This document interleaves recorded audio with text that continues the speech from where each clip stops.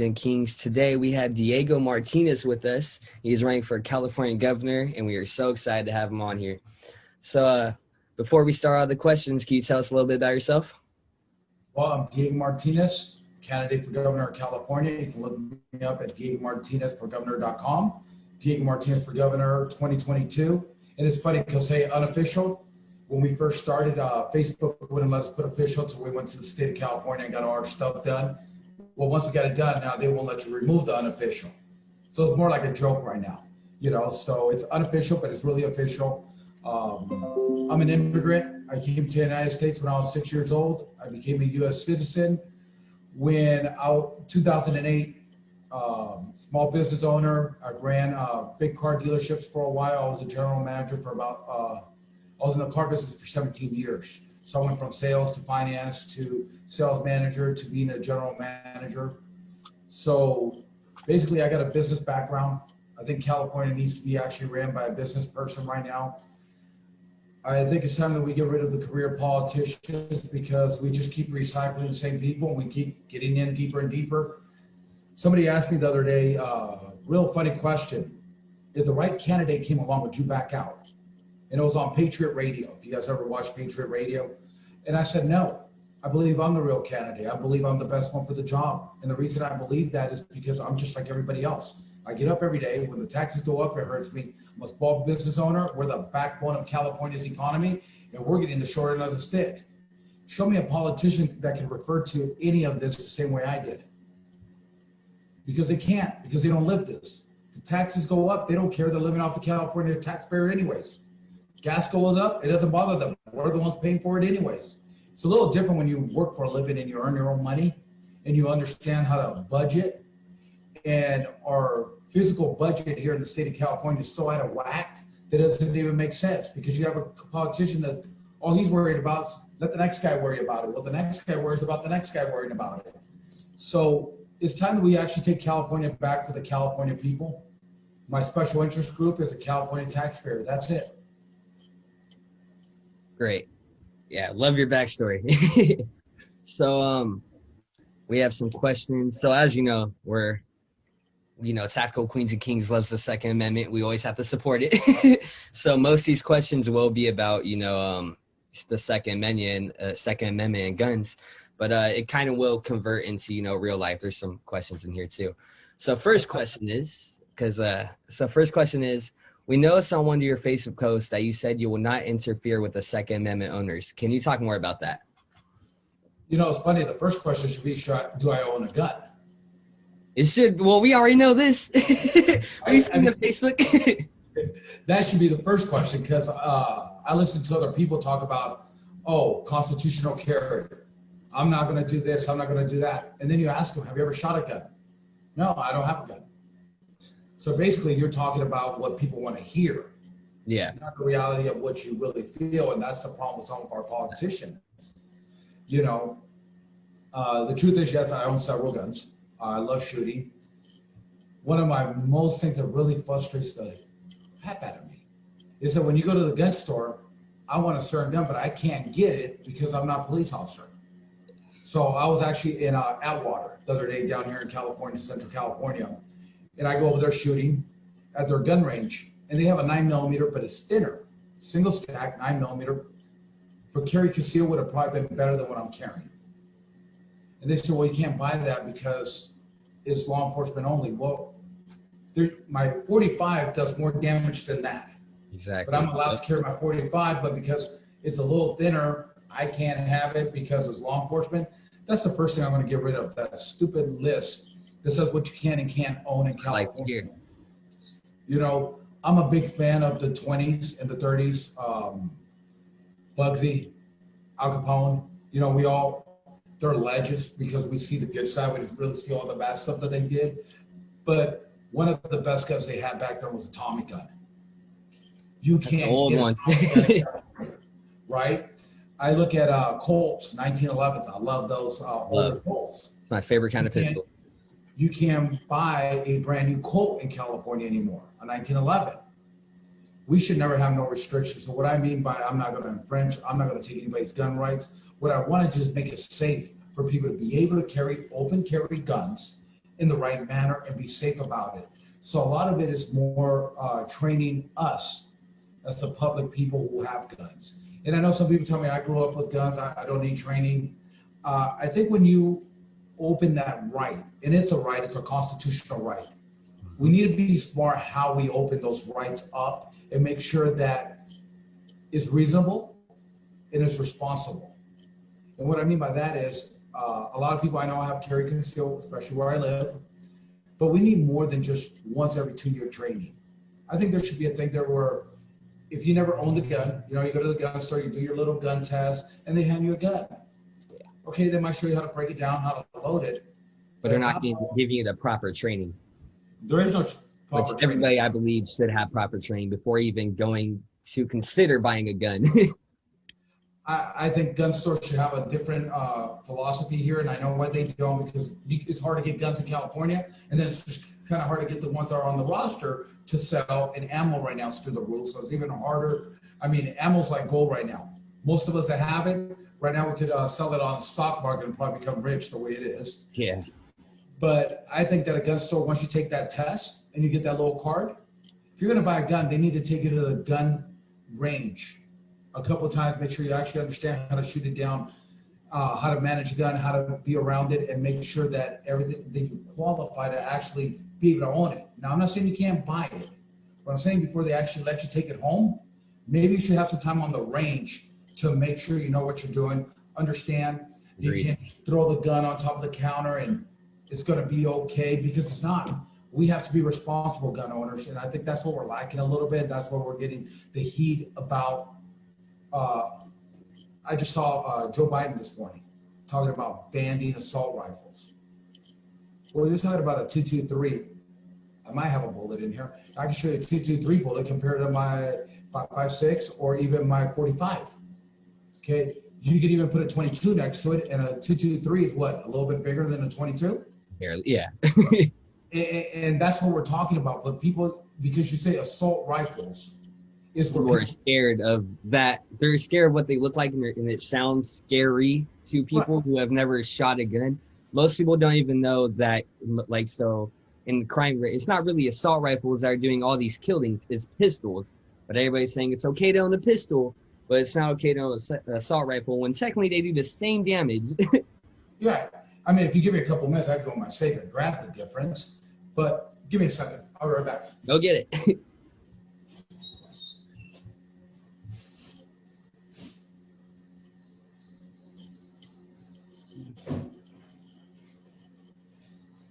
And wait for this dude. I really hope he becomes governor of California. This is what we really need here. I mean, it's not just about his Second Amendment laws that he wants to change. It's also about he wants to help the homeless. He wants to open back up the lumber yards, which creates more work. And even he's trying to help our vets. It's amazing. Actually, we're almost out of luck because I actually took it to the gun range the other day and I left it in the car. But what I do have, this is what a 40. All right. And your 223 is just a little skinnier and a little longer, but it's really the tip that you really got to look at, which is funny. So this does more damage than that, but everybody's talking about assault rifles. Exactly. Which is nuts to me. It's because the media is playing it out look crazy and more deadlier than all these other guns, and people still believe that it's full auto, that AR-15s are full auto. It's semi-automatic. There's no full auto guns that have been banned for a while. I could probably pull the trigger on my 45 about as fast as I can on my AR. Exactly. And I'm probably more accurate with my 45 than I am with my AR. Mm-hmm. Yeah, I know I should have 40 bullet, but we all got to have a 40. I don't care who you are. I think the must-have guns, the 380, the 9, and a 40, I think those are like the 3 must-have for some reason. Self-defense, definitely. So the next question is, so you kind of mentioned it, but is it likely for you to legalize open carry here in California? This is personally my question I really want to ask. Everybody asks the same question, and I believe that we all should be able to carry. I think we have to do it in a responsible way, kind of like what I just said. Am I leaning more towards open carry? The answer is yes. Constitutional carry is really what I call it. That being said, you have to introduce it the right way before you create massive disorder. especially with what's going on in the world today. I think crime will be less. But what I'm going to do once I become governor, sit down with 58 different sheriffs from 58 different departments, and we're going to, and the chiefs of police from all 58 cities, and we're going to sit down and come up with a strategy to be able to do it and do it the right way, so that we know who's supposed to have a gun, and we know who isn't supposed to have a gun. Mm-hmm. That's one of the, when we talk about this, that's one of the other sides says, well, how about the bad guys having guns? And my response to that is this: they're going to have guns no matter what you do. Exactly. Why are we taking guns? They're so easy to build. They're so easy to make. It's just, guns are never going away, just like drugs. It's never going to go away. We're going to have to learn to live with it, or we're going to have to learn to figure a solution. So a lot of it is like this. I said, people carry conceal right now. Is that more dangerous than 4 people being in a restaurant, open carrying? So somebody said, well, you're a target. I said, well, one of us might be a target, but you got 2 other people that will take care of that target. Now, if you are a person going to go commit a crime, are you less likely to walk into that donut shop, into that grocery store, knowing that there's 4 or 5 people with a gun? Are you less likely to actually pull out your gun and actually do something like that? Mm-hmm. So those are the theories behind open carry. To me, I think states that do open carry have a little bit less crime than us.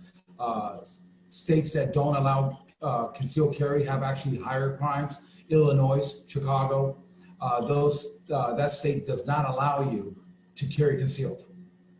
So their crime rates through the roof. Look at places like Arizona and Nevada. Where's your crime rates on gun-associated shootings there? They're actually a lot less. Missouri. Why? Because everybody has a gun. Mm-hmm. It is the point. So, how do you feel about the possible AR-15 ban that Joe Biden is threatening the United States with? I like that smile. I think we talked about that the last time me and you talked. We did, a little bit.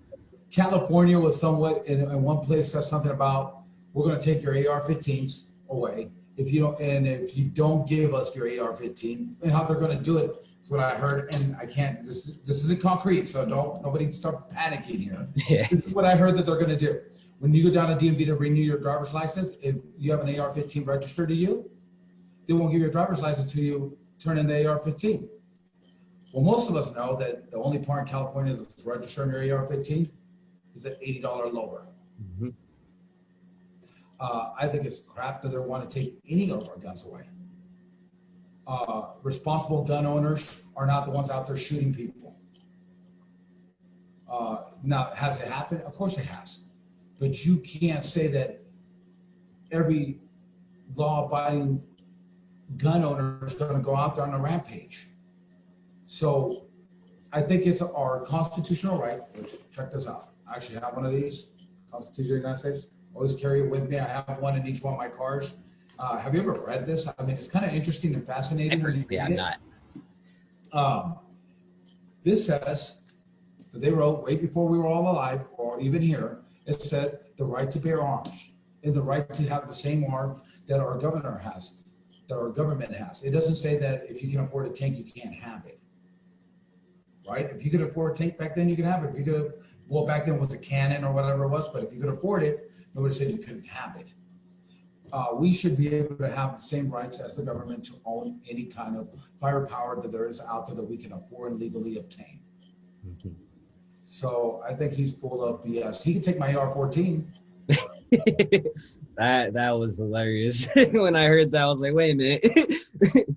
AR-14, I'll give him mine too. I think one of the stupidest things, because I know you guys are all about guns and stuff. One of the stupidest things I've ever heard was, bring me your gun and I'll give you a $100 Starbucks card. Who said that?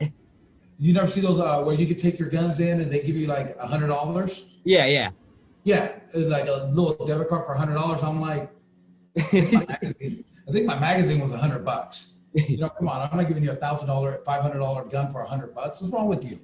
And really, what's wrong with the people that are giving them up? That's the real question. Before I ask this question, I just want to say I'm sorry to everybody who lost a life yesterday to the Colorado shooting. That was, I don't know if you heard about that one, did you? I got the bolts and finishes of it this morning, and One thing I got to say about that is tragic. Anybody loses a life, whether it's COVID, whether it's a gunshot, whether it's anything else, and a police officer lost his life trying to do the right thing. Yeah. And yet you don't hear about that very much. You hear about the other people that died, but you don't hear about the police officer that died. And I think that we forget sometimes with all the bad news with the Black Lives Matter movement and everything else that's going on out there, that police officers are just like me and you. Exactly. Real people. And we have a lot of good police officers out there that deserve our respect and our support for what they do. They don't get paid a lot of money to do what they do. So my heart goes out to him and his family and anybody else who lost someone over that, because that's not, when we talk about guns, that's something that you never want to hear that happen. Yeah, definitely not. There's a police officer using his gun to try to protect other people. And that's what sometimes people forget. Exactly.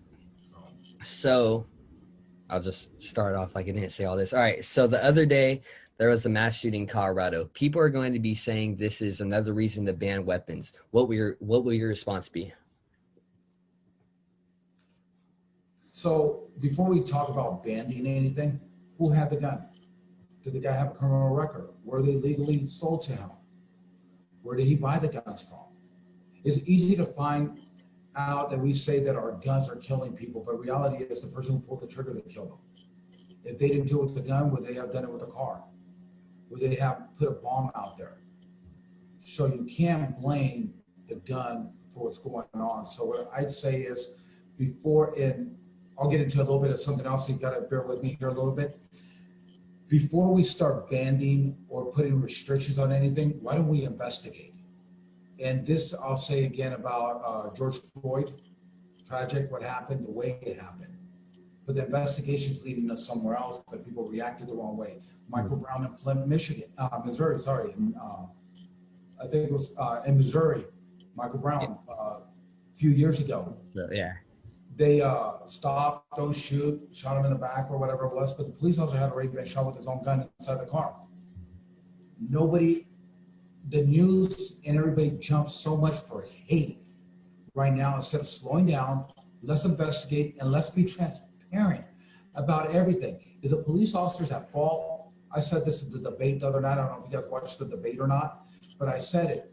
If a police officer's at fault, we should look at the sheriff who hired him or the chief of police who hired him, his partner who was around him that's known that this activity has been going on, because they should be held as responsible as the person who did the act. Because if I hire you, I'm responsible for you. If I got 20 complaints and I just kind of brushed them underneath the table and didn't do anything, and then it escalated to something like this, as your supervisor, I am responsible because I knew we had a problem here and I didn't take care of it before it happened. So I believe that in everything, even in the shooting. I think we need to find out, was he a legal gun owner? Where did he buy the guns if he was? Who actually gave him the guns if he wasn't a legal gun owner? So before we start attacking the manufacturer and the weapon, why don't we start attacking the person who actually did the crime? Love that answer.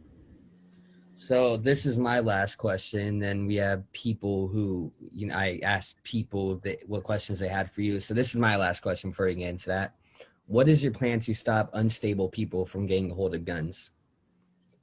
Well, that's a solid question, because when we talk about open carry, when we talk about constitutional carry, and most gun owners don't like my response to this. I'm waiting my 10 days right now. I think we need to keep that in place, but be more thorough through the 10-day rule, give the Department of Justice, the DOJ, California's DOJ department actually do their job properly, and a little bit faster.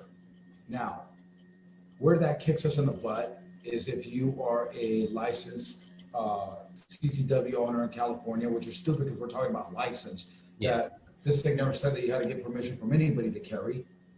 But in today's day, I think that we still need to do the background checks. Yeah. I think we need to eliminate the background checks on ammo. But I think if it's more than let's say you bought, and this one gets tricky. Let's say that you bought a gun with this 6 months ago and you went through that one, should you have to go through a second one? Well, what happened in the last 6 months? Did you go home and get a restraining order? State of California, if you have a restraining order, you're not supposed to own any firearms.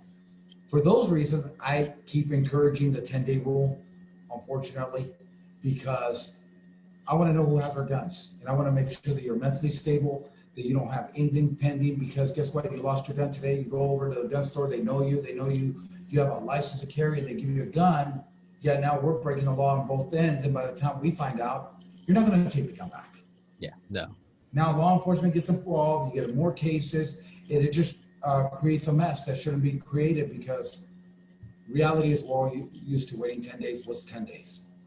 I mean, we're A lot all can happen in that 10 days. It really does suck that we have to wait, because other states can walk in and purchase a gun. My friends always tease me about that. But in California, we do have to wait. But at the same time, California is a whole different environment. We have, as you see, there's a lot of mentally unstable people in California, and then there's a lot of gangs in California. So it is a different environment. So I do agree. It sucks that we do have to wait the 10 days, but agreed. I mean, I'd rather not, I'd rather just go in there, hey, and let's go.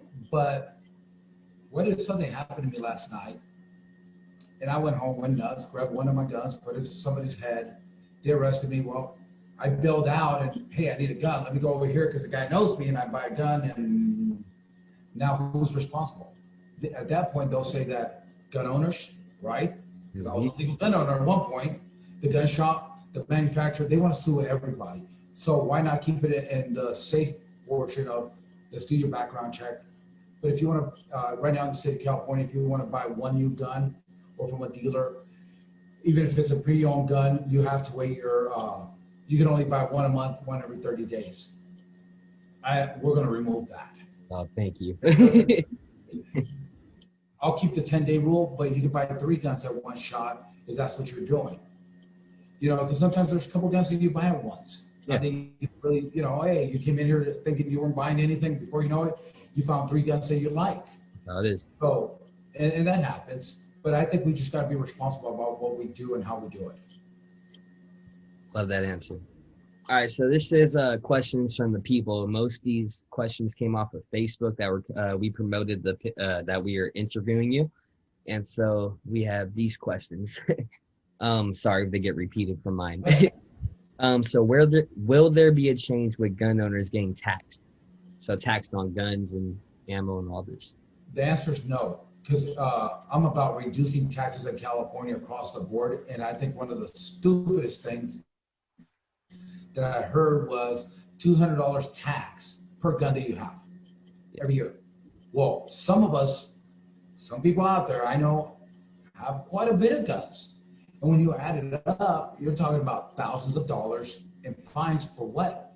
You paid your tax when you bought the gun. You paid your tax when you bought the ammo. There's no more taxes. We need to lower those taxes and actually focus on more important things, like the homeless. How about veterans that come back from war and end up homeless or have PSD or don't get the VA help that they need? That is more important than taxing and worrying about a tax that we shouldn't even have in the first place. Yes. All right. So will you be enforcing federal laws if Biden bans guns? So I'm going to say this very nicely. Right now, we don't have a governor with balls enough to stand up to anybody. You don't even have anybody who's a politician in any aspect that has enough balls to even wear them in their pants anymore. And I'll say that both parties have failed us. So California needs a governor with a backbone and a set of balls to actually first, we need to build a border wall. Just like Texas, just like Arizona, the first thing we're going to do is build that border wall, and Joe Biden can kiss my brown butt. Because guess what? This is California, and California people, and the California safety is more important than anything else.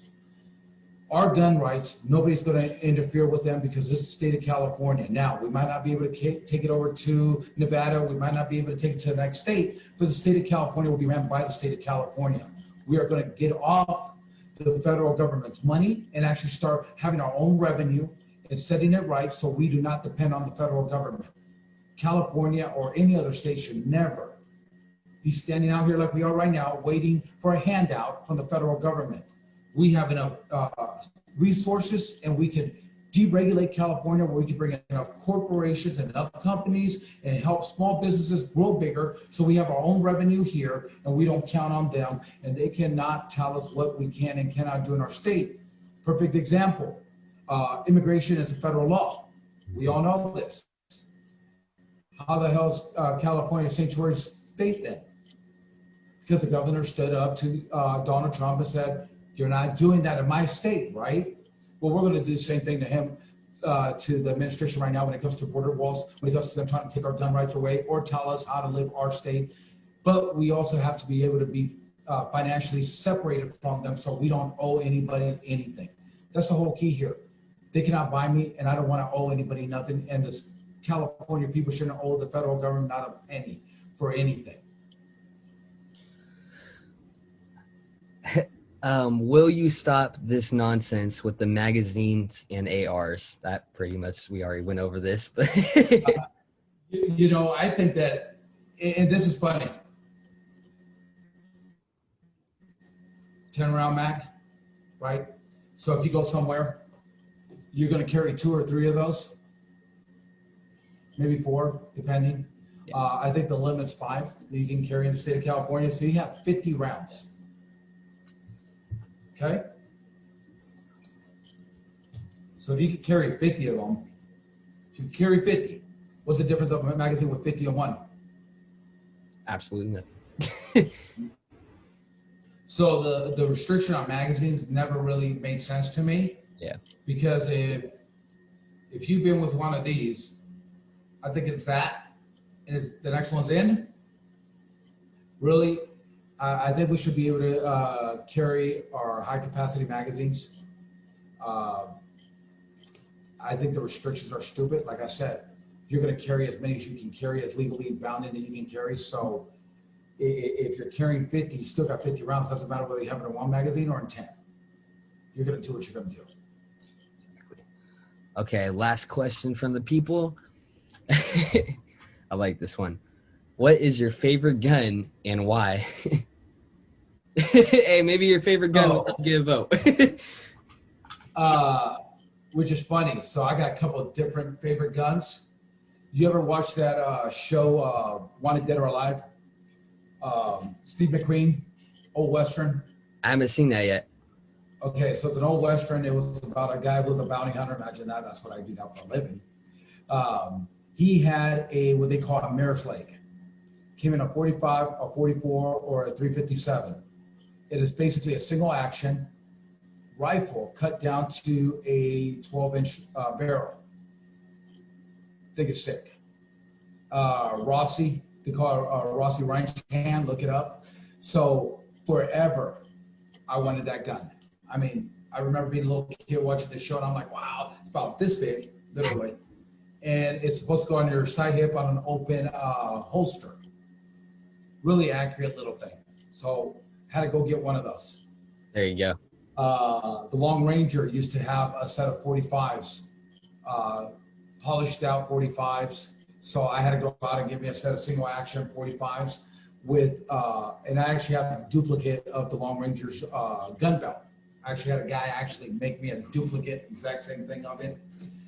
Everyday carry, Kimber 45, 1911, best gun I've ever shot. I think you can take that right out of the box when you buy it, and that thing will shoot as straight as an arrow and not a problem with it. For work, there is no better service gun to me than any other gun. And when my life depends on it, a Glock 21. Glock 21? Okay. 45, full series. I have the subcompact, but first choice, and what I carry with me every day is a Kimber 1911. There you go. And I think they're Good just choice. great guns. Good choice. Very Go liable. to work. Now, when I go to work, I carry my Glock because the Glock, another gun that you can shoot straight as an arrow, durable. You can run it over with the car. You can drop it in water. You can pick that thing up, and it's still going to shoot. Glock. So those, by far, those are probably my favorite guns. And when you talk about a rifle at 30-30, everybody's got to have a 30-30. Winchester 30-30, probably, or a Henry Golden Boy 45, another good rifle. So that's me in the rifles. One gun that I wish I could have in California. If I become governor, it'll probably be the first thing I'm going to buy, a 1921 Tommy gun. Ooh, yeah. That's With old. the, That's an old one. That would be fun to have. and it's funny because I just want to have it. I don't really even want to do anything with it. I just want to have it. It's Let's one of have those it hanging things. on the wall. Right, pretty much. I was at TNA over in Petaluma, and they have a replica. It's broken down. It doesn't work. But I'm like, do you want to sell it? He's like, no, that's mine. I'm like, come on, Todd. Let me have that. I don't care because it's just a piece of history. And I think Yeah. when we talk about guns, to me, I relate it to history. The 1911 Colt 1911. That's my favorite pistol, hands down. Favorite service pistol. Won 2 world wars. Love it.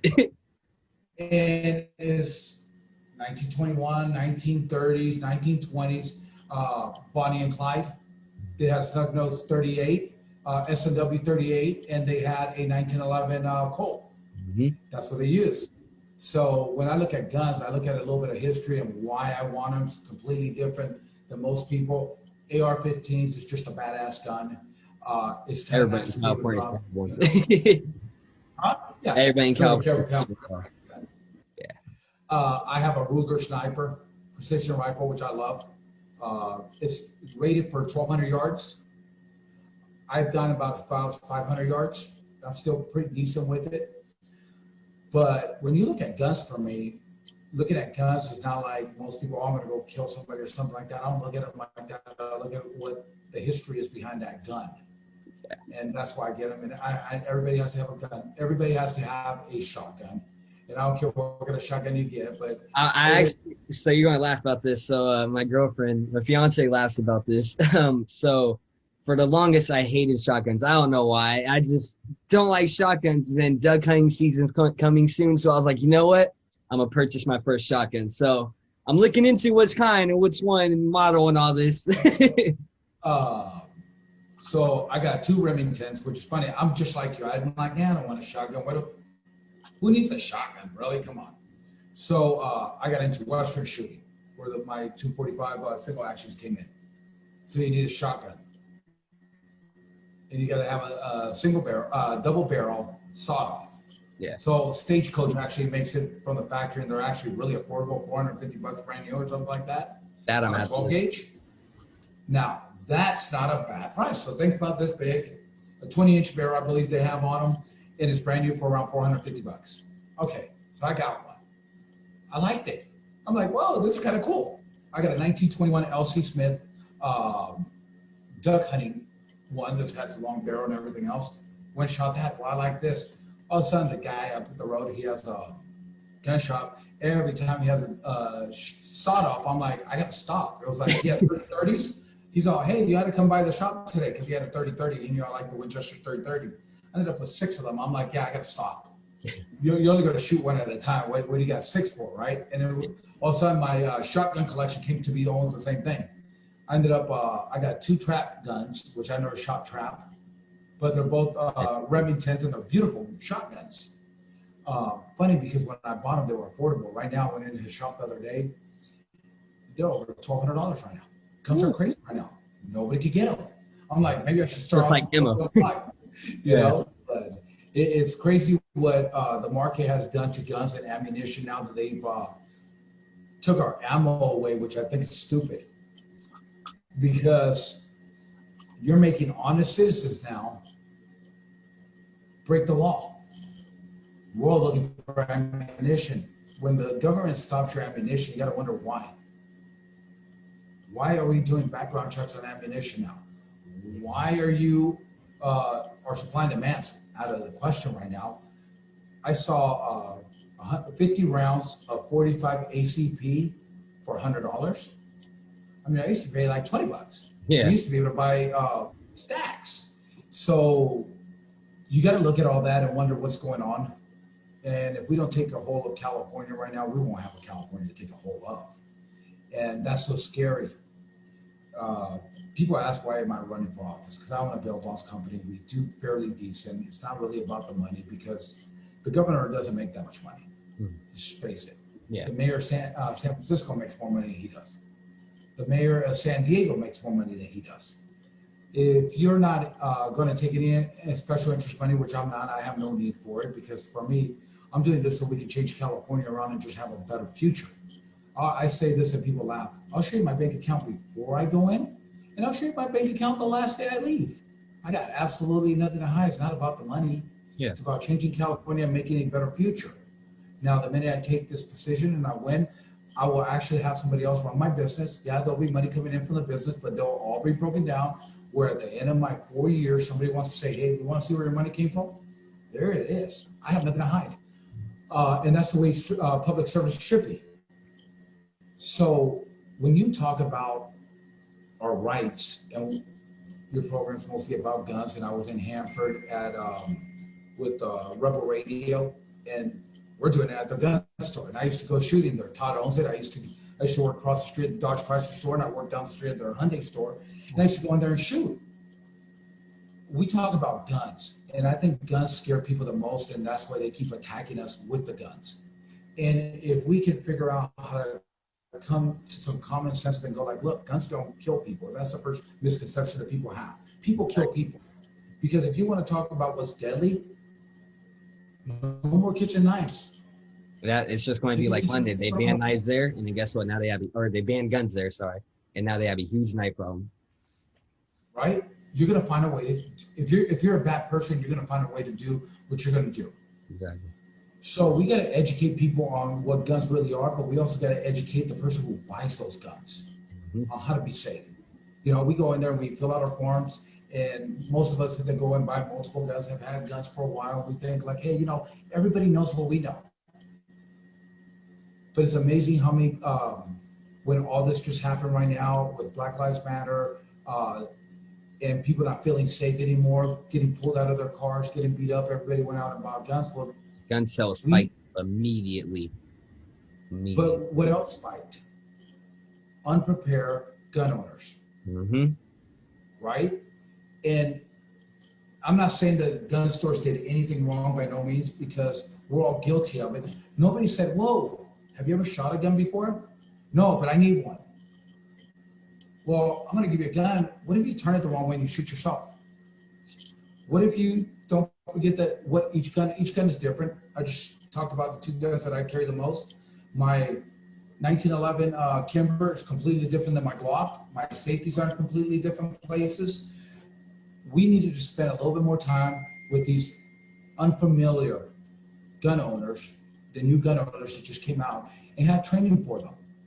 You know, maybe the process of buying a gun is going to the gun range, getting that safety, making sure that you can actually aim and that you actually understand what the difference is without aiming that way or putting the gun or looking down the barrel or a lot of stupid stuff that people do all the time. You know, nobody ever checks.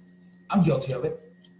Nobody ever checks when you're done using your gun if you still have one in the chamber or not. We're all guilty of it. Yeah. We all are, right? And I say that because one day I went out to the gun range, I was shooting one of my ARs, took the magazine out, no big deal. And I don't know why, I sat there for a minute and I actually pulled the trigger downrange and there it went.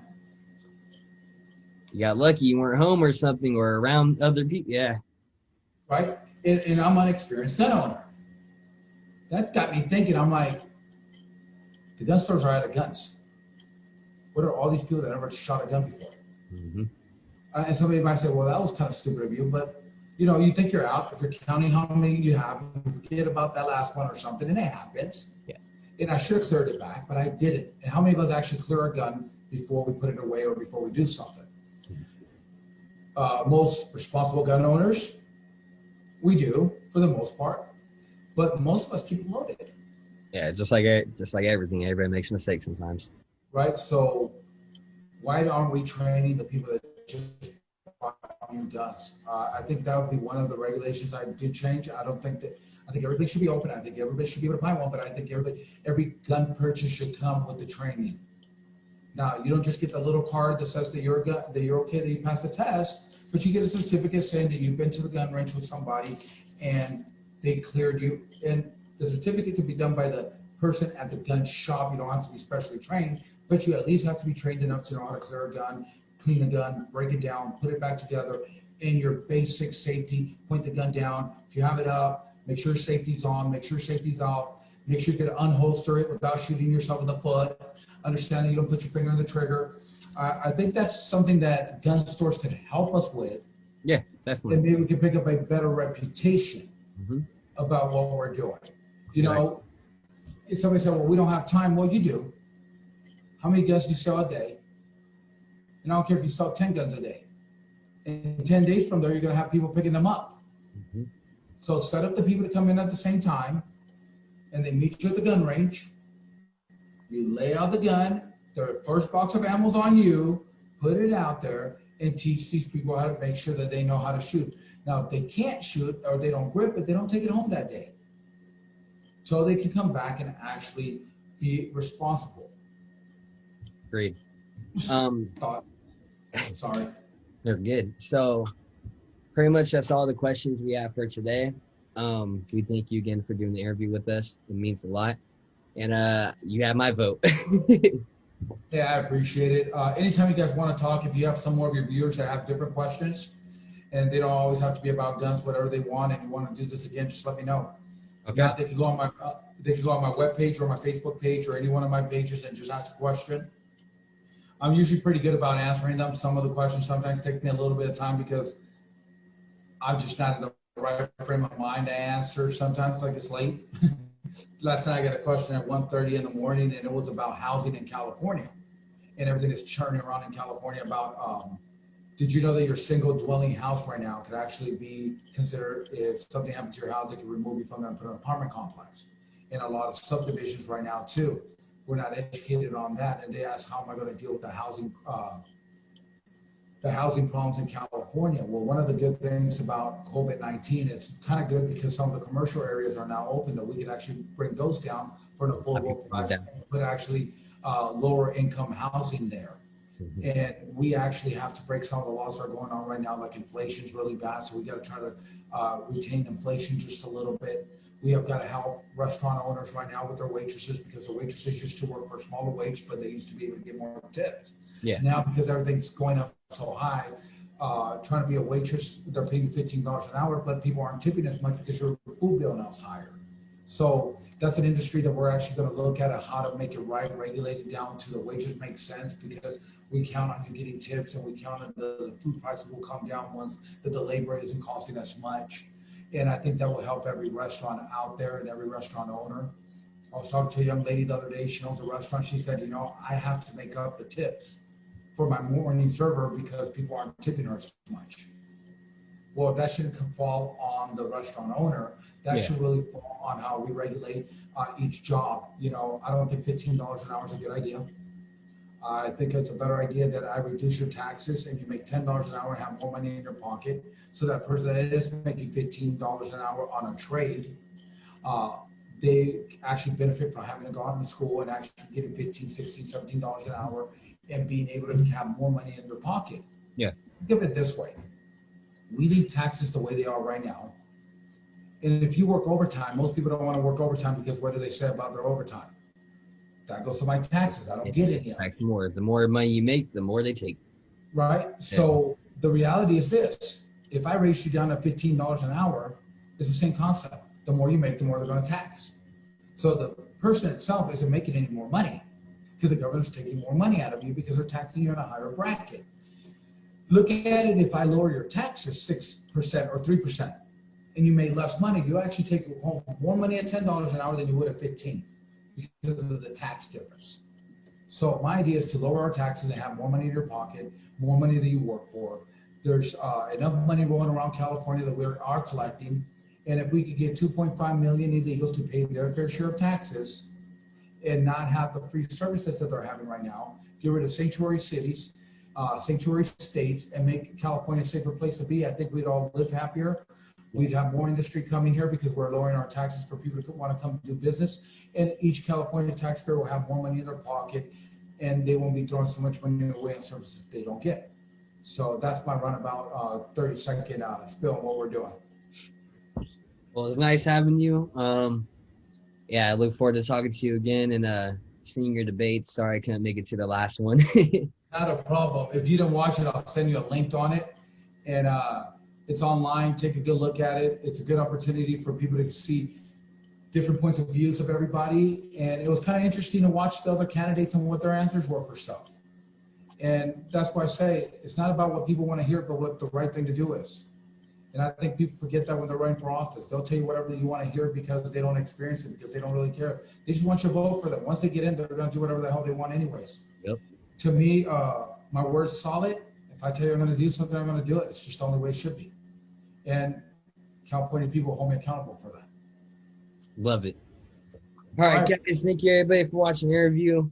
Go click the link in the description and go check out Diego. My bad. Long interview. Diego Martinez. Have a good day, everybody.